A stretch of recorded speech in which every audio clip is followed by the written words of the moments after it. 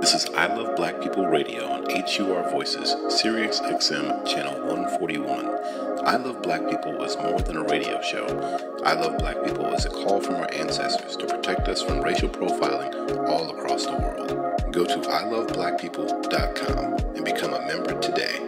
Membership empowers you to live fearlessly and protect Black people globally from racism and xenophobia. Join us today and become a member of our global network with an online global green book with Black-owned and Black-friendly businesses to protect you and your community. Membership is free, and with you, we will become 10 million strong worldwide. I am because we are. Special thanks to Banneker Communities.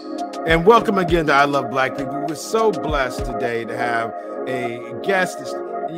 Thank God for this technology so they don't have to travel distances, because the brothers in the UK, they call him the WakaWaka doctor. I met him on a opportunity in the spaces. The brothers are always sharing knowledge and bringing and convening our brothers and sisters throughout the globe together. And I just had to get him on the show, and he was so gracious to say yes.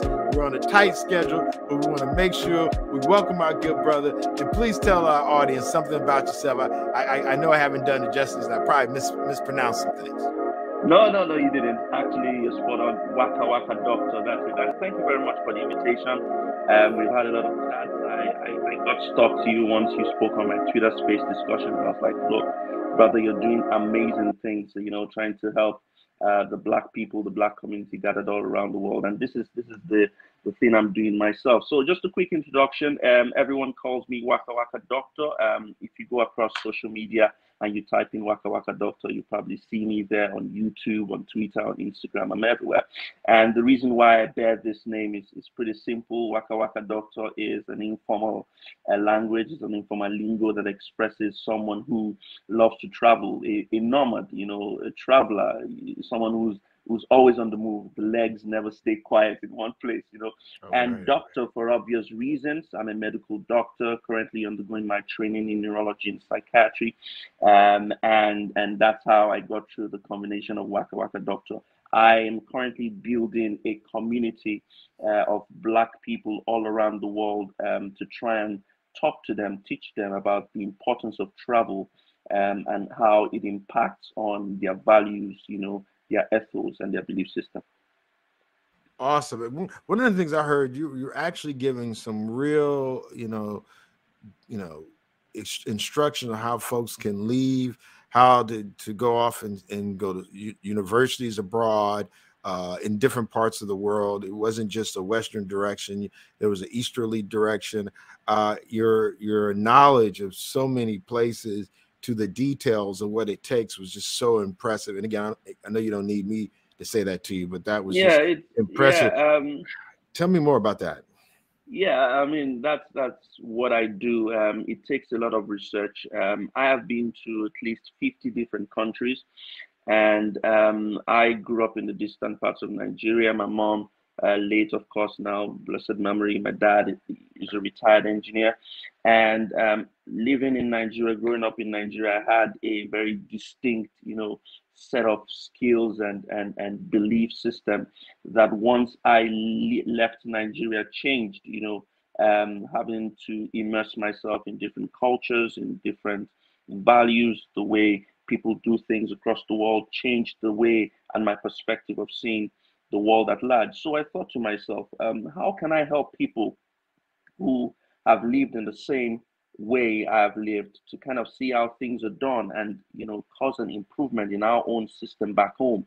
And one movie that influenced that will be funny enough, it's a Roman movie, but it's the 300 that talks about the fighting system of the Romans. They don't have a particular set of tactics or whatever, but the point they use is you're responsible for your next neighbor. You're responsible for the next person standing, close to you. So if you're going to lose a war, once there's a hole, there's a disconnect between you and that person standing next to you, then everything falls flat. But if you hold the person next to you firm, then you guys can go on to win different, battles and wars. And that's the idea, to say the next person standing next to me back home in Nigeria, or that my Ghanaian brother, or my South African brother, or my Kenyan sister, my Ugandan sister, my Zimbabwean brother, how can I help them see that life can be a bit different from what the media has portrayed to us, what the world has shown to us. How can we, change the perspective, the way the world sees us, and how we even see ourselves? Okay, so let's go abroad. Let's move to different countries across the world. Let's see how things are done there, and come back home and change things for ourselves. Let's also see that the world is not, is not unidimensional. So everything going on in Nigeria is not, it's not the way it goes on in the United States. The way it is in Zimbabwe is not the way it goes on in Cuba, for instance. There are different countries in the world and things are done differently. So you need to see how things are done. And that's why on my YouTube channel, for instance, if I'm in Seychelles or Mauritius or Kenya, I show the world how things are in those countries so that we learn to appreciate what we have, on the Black continent. We get to see that Africa is beautiful, and we can change the narrative, show the world the beauty that exists on the continent. And then when I also go out, so maybe I visit Oman, for instance, or Dubai, or Puerto Rico. I show the world that this is how things are done in Puerto Rico. Okay, let's attract, let's see the good things that are done in Puerto Rico. Let's see how we can diffuse it into the Zimbabwean system so that we can create, a very beautiful fit picture of what the continent actually looks like. There was something that, again, I think for our viewers who may not have ever experienced, especially in the U.S. with a U.S. passport, I think there's a level of, I'm not, I'm not putting these in your mouth, but there's a level of racism and xenophobia as it relates to my ability to travel. I could be a mass murderer, I'm not, but I never have people ask me a bunch of questions. Literally, I can go places and but literally, the United States government has done a lot of bad things that maybe other countries wouldn't want to be associated. But my passport allows me to go places. And I have employees in Rwanda, in Nairobi, Harare, Joburg, and trying to get them a visa to come and participate in the conference. I've had some been denied. And I even heard on your thing where I had one of my employees, I had him first get a visa to go to Spain for a conference. And once he got the Spain one, it was easier to get him to go to the U.S. The fees that people have to pay, like there's so many things. I think when people see folks immigrating or moving around who are native to wherever they are and they've never had to go, or they possess passports that are connected to, again, I don't want to put no words in your mouth, but connected to a system of white supremacy that allows them more privilege. Yeah, but so how? When you were walking through it, you were talking about the fees and sponsors and your bank account. Like, can you give like a typical example of a regular brother, sister, either going off to college or someone who's just finished college in a home country and pursuing a job opportunity, all the fees and examinations and all the things are done. Can you just give me one example just so that, because they don't know, like this, my artists in the United States, they've never gone through this, bro. They just think folks are just walking in the airport. No, man, bro. Look, that's the ridiculous thing. Like, it's ridiculous. I'll give you an example. I'll take a side story before I come back to your question. Back when I had a Nigerian passport, I had a Schengen visa on it, which gives me access to 26 different countries. And I walked into, and I'd used that visa.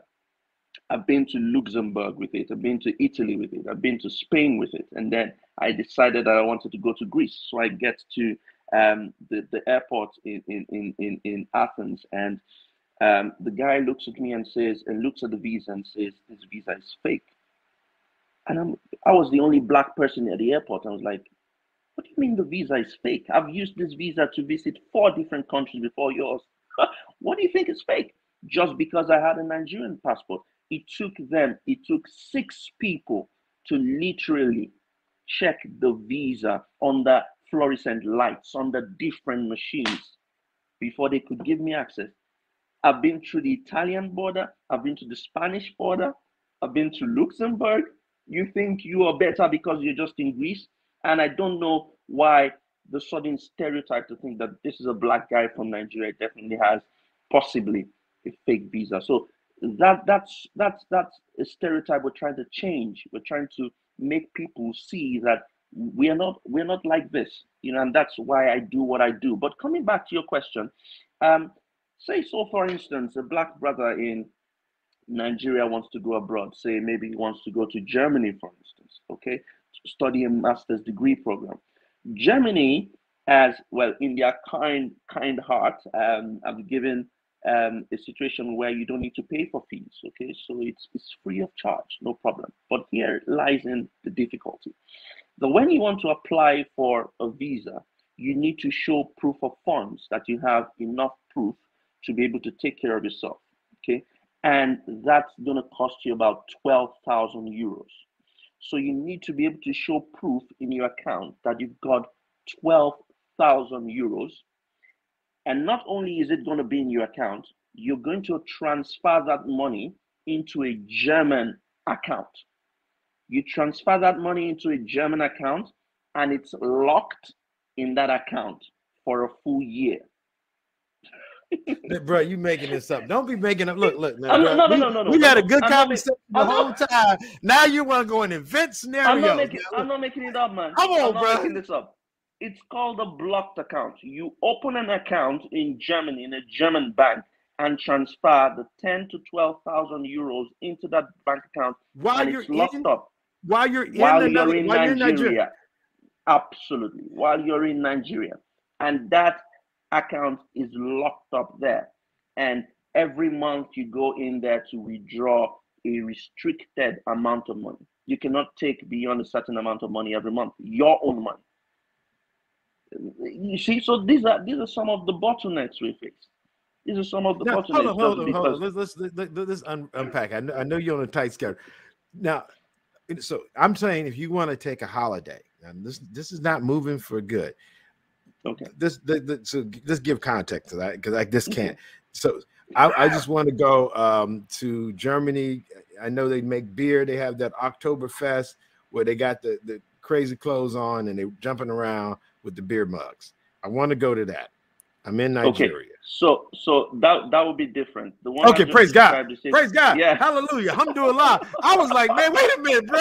First of all, again though, so, that's still problematic. But I'm just literally like, okay, talk to me. Yeah, but even if you wanted to visit, like if I was applying from Europe, for instance, I only need to have, say, about 500 to 1,000 euros in my bank account, and that's enough proof, that I'm going abroad.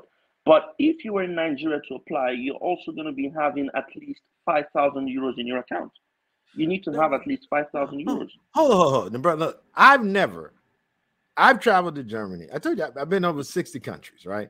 Yeah. I ain't never had nobody ask me what's in my wallet, bro. All I had to have was a passport, bro. They gave there's some, they got transit fees. Now, some countries, Nigeria was one of them, Ghana. There were some countries, China, where you had to get a visa at the embassy before you left. But again, it was a fee, $100, never $1,000, $80. No way. It doesn't work that way. If you're going to the UK, you need at least 10,000 pounds in your account. And they look at your bank account. They look at your bank account. No. I'm just for holiday. Suppose you want to go just visit the just queen. For holiday. Yes. They still got a queen. They always talk about democracy, and they still got a queen in the UK. I'm not going to get into that. They're going to ask for your bank statements, bro. They're going to ask for your bank statements. They're going to contact the bank. I'm saying just for holiday, you want to go 4 or 5 days, someplace where the sun don't shine, and eat the bland food, and just deal with that dreary space. You want to go for a week? Yes. They're going to call the bank. Does he have that amount of money in his account before they give you a visa? Those are some of the bottlenecks we face. You need to show that you have proof of ties. You need to show that maybe you have properties back home. You have to show that maybe you're married. You're going to come back to your family. These are some of the things that happen to us. Now, the fees. Now, this was one of the things I heard about, that just to apply, and this was for folks in Kenya, Zimbabwe, to apply, they had to pay a fee. And even if they were turned down, the You don't embassy, get it. the U.S. embassy keeps the money. I said, and it Yeah. made me wonder, like, where's that money going? Like, I've never, I've been watching C-SPAN, CNN. I've been wondering where those local dollars are going, those local currencies. Like, where do they put that money? The fees and all that, typically, what are the fees that you don't get back? How many dollars are you talking about? It depends from country to country. Some visa fees could be as high as $200, £200. Just to apply. I'm not talking about once they say Just yes to and you. apply. Yes, just to apply. Between $50 to $200. Yeah. And if you get turned down, you lose that money. So say for the visa fee in Nigeria for the US is become almost like an extortion, because you have 50 people applying a day and only 2 people get the visa. And once you don't get that opportunity, the visa fee is gone. You lose the money. And then you got to apply all over again. And then you apply all over again. And do they tell you why? Again. And do they tell you why you're turned down? Do they have to tell you?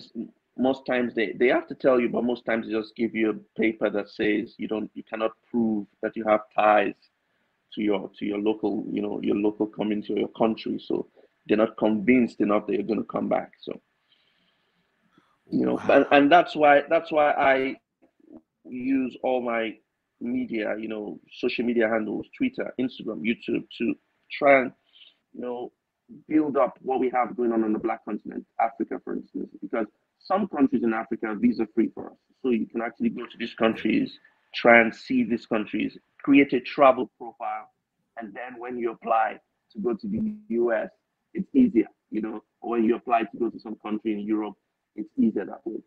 And that's what we're trying to do.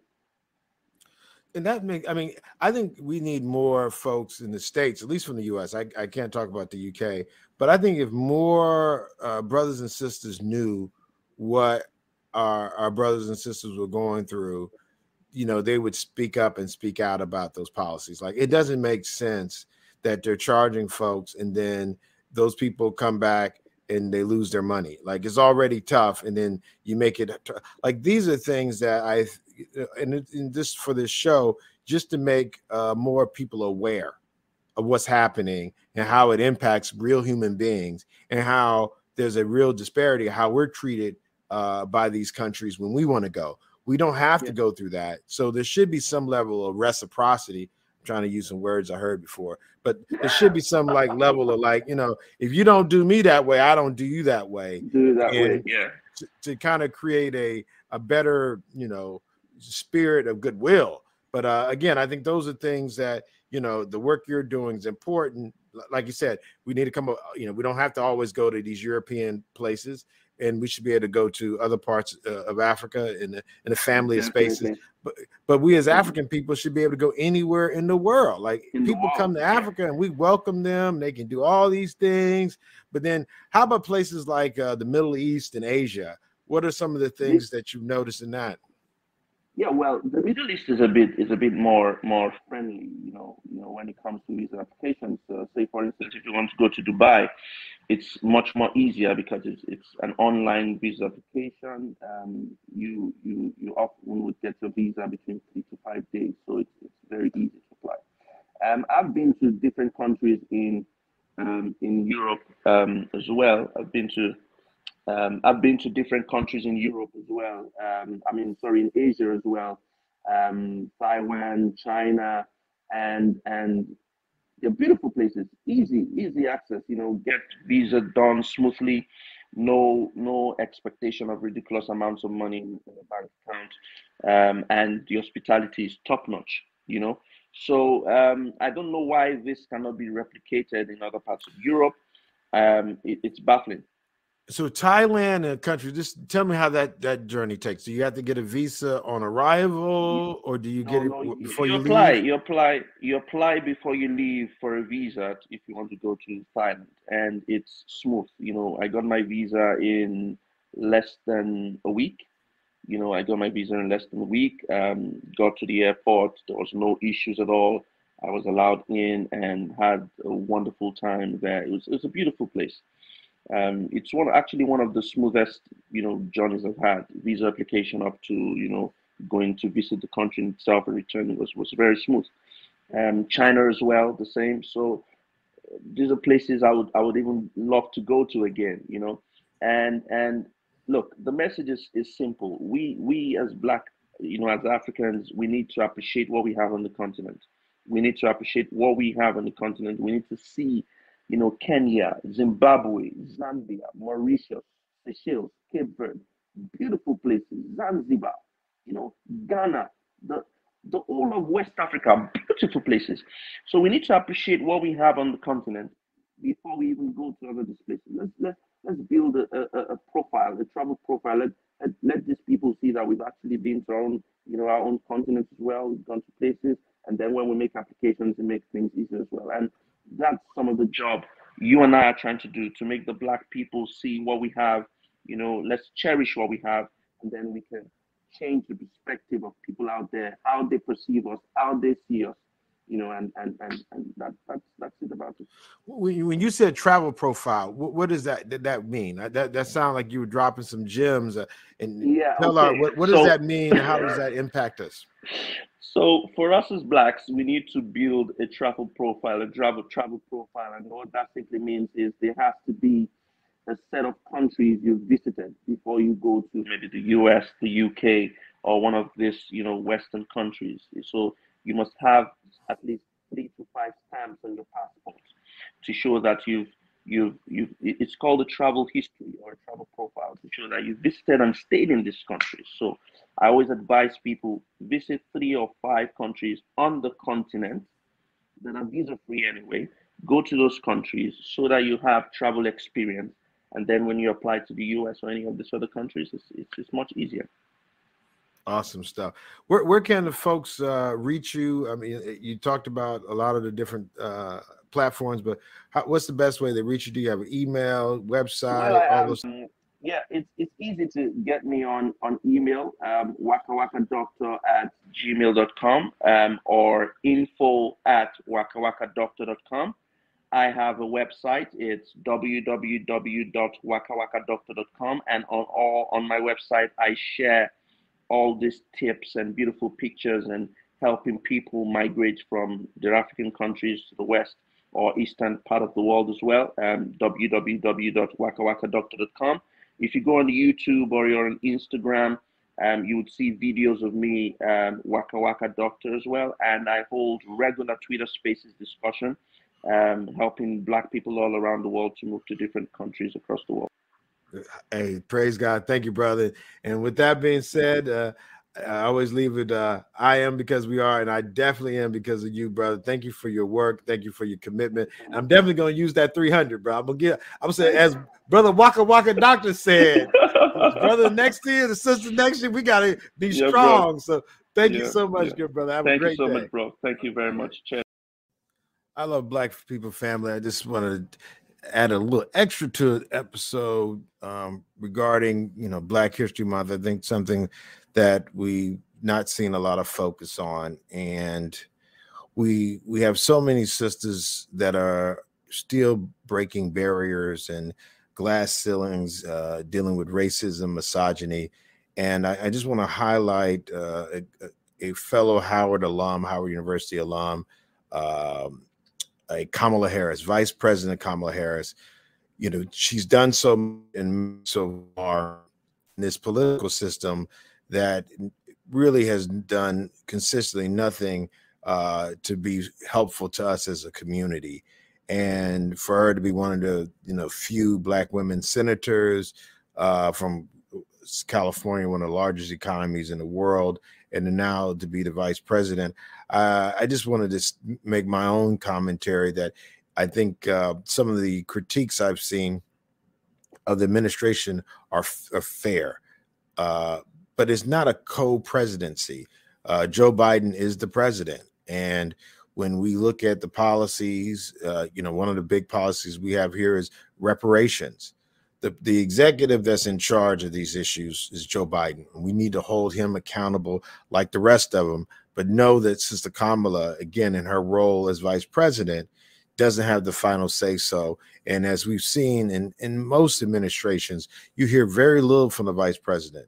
And what I've seen, what they've done with Sister Kamala is they've held her out there, and in many ways, she's been scrutinized more than I've seen any other vice president. When Joe Biden was a vice president, we used to call him Sleepy Joe, and he didn't, he was just a kind of, I wouldn't say a goofball, but we actually, kind of laughed off some of his behaviors because he was a older gentleman, and we kind of like said he came from a different era, and we gave him a lot of passes. Well, Kamala hasn't got any passes, and if anything, she's got, hit hard by, all sides of the media spectrum, and we're gonna stand by our sisters, and including Kamala, and in honor of that, in Black History Month, to all the other sisters that don't get their just due, who are being scrutinized more than any other their counterparts, who are being held accountable for things they actually don't even control. Wanted to dedicate something because Kamala's kind of a special case. She's gone to HBCU. She's a member of a Black sorority, as well as actually a part of an auxiliary of a male fraternity called Kappa Sweethearts. And I just want to dedicate this moment to all the sisters out there who are doing such amazing things. And we love you and we appreciate you, and thank you so much. You're as pretty as a picture, and as sweet as you can be, for I love you so sincerely. You are all this world to me, and if ever I should lose you, it would surely break my heart, for I love you and adore you. You're my Kappa Alpha Psi Sigma.